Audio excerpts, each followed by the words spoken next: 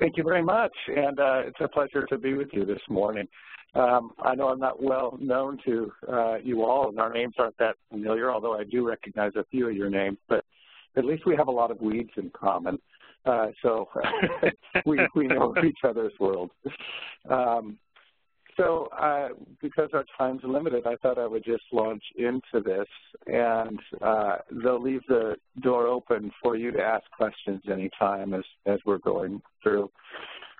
Just so I can give you a perspective on false-brome, or also called slender false-brome, Brachypodium sylvaticum in the western U.S. I'm hoping that you can all see the screen here that I see, which is my slide, the first title slide. Is that right? Yes, anyone confirm you can see my slides? Yes. Yes, okay, we can. Great. So I first want to just make a few acknowledgments and really note that some of the work I'm going to present to you this morning and some of the background is the result of putting together a working group for false-brome in Oregon. And this is one of the very first weed working groups we established in our region. And this was done several years ago, really hatched as an idea in a coffee shop between a few people to say, we've got to get this species on everybody's radar because of the explosion it is currently experiencing, and it's flying under everybody's radar for some reason. So we got together, and I think because the species had spread to so many ownerships, this collaboration of the working group was very successful. And I just want to note that some of the information I'll give you this morning is also available on our website, appliedeco.org. If you navigate through resources and invasive species to false-brome working group, there's some online support for you. Here's an outline of what I'm going to talk about. Its biology and description, its distribution, habitats it invades, its invasiveness itself, impacts and threats, control measures and research about control measures, and then overall recommendations. So it's biology and what it looks like. So this is what it looks like. It is this bunch grass with kind of an apple green color to it, sometimes called lime green, but it's a somewhat distinctive grass green color. It is a perennial. It reproduces by seed. It is self-compatible. It's not a rhizomatous plant. It's a bunch grass, but it can spread pretty widely as bunches and fill in between the bunches. So even though it's not rhizomatous, that's not a huge advantage here. And it's dispersed easily by animals, machinery, people, gravity. Deer in particular seem to move it around a lot, as well as people. There was a time, and it's still like this, that it seems like wherever I went, this thing was already there. People move it around. It's a moderate-sized genus in the grass family, 16 species, but it's often weedy. This is another picture of the grass. This is it growing along a roadside, and you can see this sort of drooping inflorescence, and that's characteristic of it when it's in flower. They sort of reach out and droop over. A couple of characteristics we use to help others identify the species. The leaf blades are hairy along the margins, often visible by the naked eye, but sometimes you need a 10x hand lens to see that clearly. And the inflorescence is a spike, a true spike. It's not a panicle like in the true bromes, for example. Sometimes it's confused with fescues.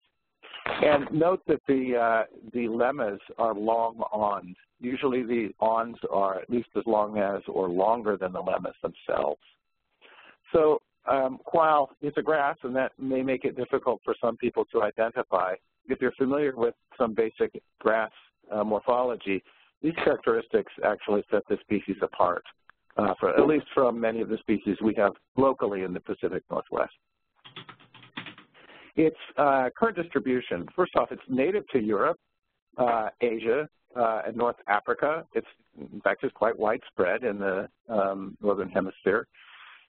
Even in Great Britain, it was the primary host plant for the checkered skipper butterfly. That butterfly flies extinct in Britain. It occurs in woodlands, forests, roadsides, meadows, pastures. It's really quite adaptable to different environments. Here's a circumpolar view of its distribution in non-North American countries. This is its native distribution. I'm hearing a lot of back sound. I'm not sure if others are too, but perhaps someone needs to mute. Anyway, just to point out that this is a very widespread grass in the northern hemisphere, very successful globally. It occurs over enormous geographic area. And unfortunately, it's a contagious species, I would call it. Its full geographic spread in North America is still broadening. From what I've been able to cull together from resources, its presence is an invasive in Oregon, California, Washington, New York State, Virginia, Michigan, Missouri. The Washington has a question mark because we're hopeful that the early detection and rapid response to that infestation resulted in its extermination. But the likelihood of it reestablishing in Washington state is very high. It's also invasive in Canada and Argentina and Australia, and so there are other parts of the world that are getting invaded by this thing. Some of the habitats in California, you can see on the left, it's in redwood forests. Below, it's in Oregon and Douglas fir and other conifer forests. In New York State, shout out to Stephen Daniel, it's present in deciduous forests.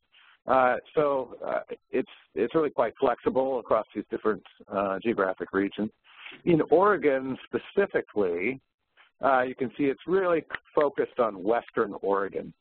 And Oregon is bisected north-south by the Cascade Range, so the environments to the west and east are quite different from each other. But even so, we're seeing some eastern infestations that are coming up in the Great Basin. And I wanted to point out that if you look at the plants database online, the USDA plants database, that shows the species as occurring only in Oregon and North America, and that's just incorrect. They haven't caught up. Any questions so far? Feel free to interrupt. Some of the habitats the species occurs in. This is a conifer forest, species growing on the roadside. There's very typical initial infestation, starts on the road and then spreads into the understory. Here it is in an understory of Douglas fir primarily, and it has become the community dominant, almost to the exclusion of all other ground cover species. And this is locally, we think of this grass as causing a silent spring that really just seems to achieve dominance and limit diversity of other natives. Here's a shot of the grass moving in from a forest edge to a meadow. So you can see it's kind of apple green color marching across like a phalanx into the rest of the meadow. This is elsewhere in that same meadow. The grass has achieved total dominance in full sun. And so this points out that this is a grass as a weed that's unusual for us anyway, because it can, as an invader, achieve complete dominance on the ground in full closed canopy as well as in open full sun. So it seems to have a very broad habitat and tolerance of sunlight. In Europe, there are multiple morphotypes that respond to these different environments differently. However, in our region, we only have one morphotype, and it's still doing quite well in all of these habitats. Here's the species in an oak savanna. Again, it's the ground cover dominant. This is in fall, so things are kind of browning out, but the grass is the dominant in this area. This is in a clear-cut Douglas fir forest. You can see a lot of thistles coming in after timber harvest, but there's also a little patch of false-brome just starting to show up in the foreground. Let's see if I can make an arrow point to that for you. Right there. Anyway, starting to come in. So there's a lot of research has been done on the invasiveness of this grass. Why is it invasive? One hypothesis that's actually had some evidence is the enemy release hypothesis. The species in Europe has a great diversity of both fungal as well as insect and mollusk predators and pathogens. And in North America, it is attacked by generalist fungi as well as insects, but not to the degree that it reduces fitness to the same degree as in its native range. So the species is escaping some of its limiting factors in its new invaded area. There's evidence of within-species hybridization and multiple introductions to North America. Probably due to intentional seed collection from throughout Europe and bringing seeds back and growing them together in experimental pasture grass plots by the USDA in the late 1930s and early 40s. This was a practice that was common at the time, and it appears that the grass got away from some of those propagation sites in Oregon. That's one of the centers of introduction. However, it's a different center than in California and in other areas that have been compared. So it appears to have multiple introductions to our continent. Its invasion is concentrated along human use corridors and forests. We already knew that, but there's some research publications to show that. It invades undisturbed native communities, and leaf litter can affect establishment, such that when in one comparison, deciduous leaf litter had a more negative effect on its invasion than conifer leaf litter, but it still seems to invade quite well in deciduous environments. What does it do? Well, there's a loss of species diversity in multiple habitats, reduced quality of wildlife habitat, pasture degradation. This is not a very palatable plant for animals to eat. Increased fuel for wildfire, and there actually now is some evidence for that. Tree seedling competition, as well as providing habitat for mice that eat tree seedlings. So there can be multiple ways this grass affects tree establishment. Altered soil microbial dynamics. I've got a grad student who recently finished a project looking at plant soil feedbacks, and this grass definitely alters microbial communities, in some cases to the detriment of natives, although the opposite can be true too. Riparian invasion. This grass grows in wet areas, even wetlands, up to very, very dry, droughty soils. From sea level to, in Oregon, well over 4,000 feet, in full sun, full shade. It's like, what can't it do? It also locally has endangered species impacts. Species we have locally, like Kincaid's lupin, Fender's blue butterfly, they're actually a species pair. It's been demonstrated it has a negative effect on them. And this is some pictures of it invading endangered species habitats. So you can see on the right, a species called wayside aster with the grass coming in, and on the left and on the right is Kincaid's lupin and Fender's blue butterfly with the grass just sort of swamping over the lupin. So what do you do about it? Herbicides, excuse me, can be an effective control technique for this species. Glyphosate can offer 90% effectiveness, like 90% reduction of cover. We've tried various different timings and rates, and a fall spray certainly can kill 90% of the grass, but also because many natives in our habitats are dormant at that season, it can retain some natives. So even though this is a broad spectrum herbicide, we can get away with using it in the fall and still have significant native reemergence in the spring, but very good control of this invasive grass. Grass-specific herbicides like fusilade are also effective. We've combined them with pre-emergent herbicides like pendulum that can help with the following spring's seedling flush. So herbicides offer some excellent options. So other control measures and research. So I mentioned the herbicide approach.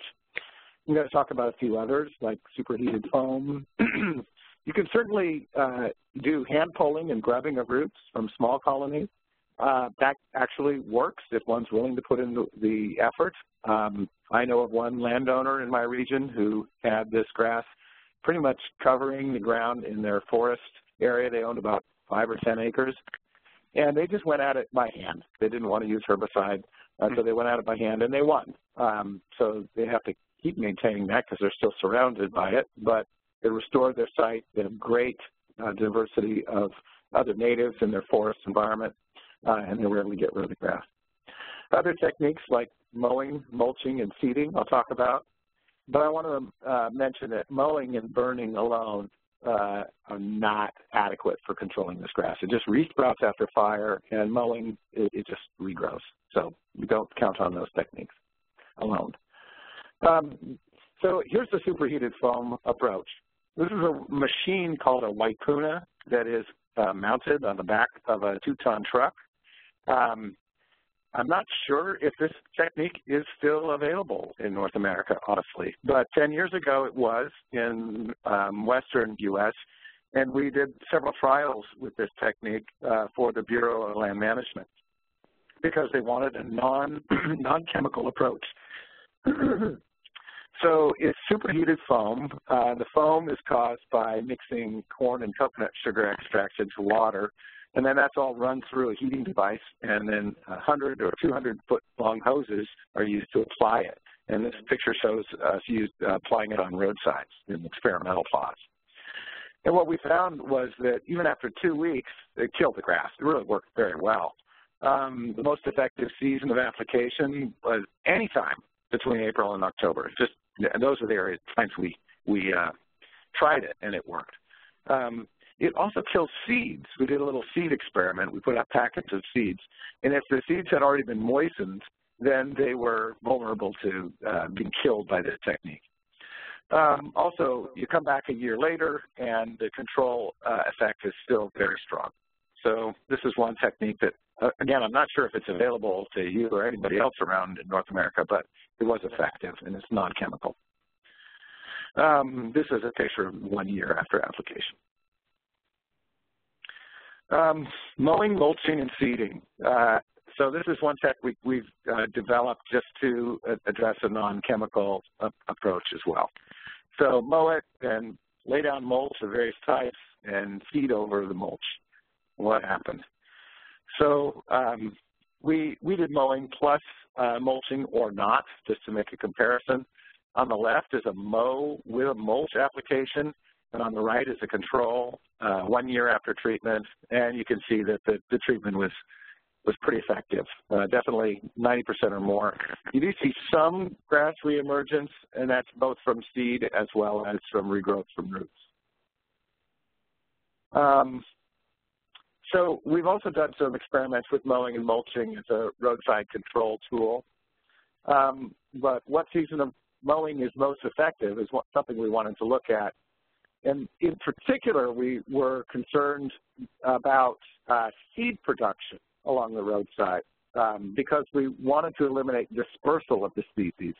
We wanted to know in what months or around flowering can we mow and essentially eliminate seed production. Excuse me. So does the type of mulch matter if you do a mow and mulch technique?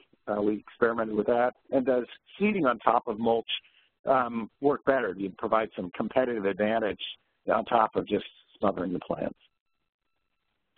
So we did an experiment to look at this. We added different kinds of mulch, shredded Douglas fir, shredded poplar. We used a native grass mulch as well, Elamus glaucus. And then we tried these techniques in different seasons, both July and December, and we overseeded with 2 native grasses, Elamus glaucus and Bromus vulgaris. Those are both relatively competitive grasses once they get established. So what did we find? Well, first off, timing of mowing for knocking back flowering. Excuse me. Early June through early July worked pretty well. And the closer we could time this with flowering without seed set, the better. Although we're concerned that if you push this too far and seed set has already happened, you might just be mowing down fruiting stalks, and therefore you're not you're not actually stopping seed set, you're spreading seed set. So we're cognizant that you want to get this at the optimal timing, and that may differ in your area from ours. And we did this experiment at 2 sites, and we got essentially the same results, so I'm just showing you the results from one. Mulch types. It didn't really matter. All the mulches had about the same effect. Certainly not mulching didn't work very well. You just mow it and walk away. That hurts it slightly, but not very much.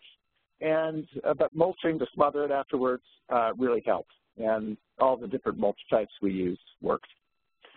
But how about grass seeding? So we measured the grass seedling establishment after these treatments.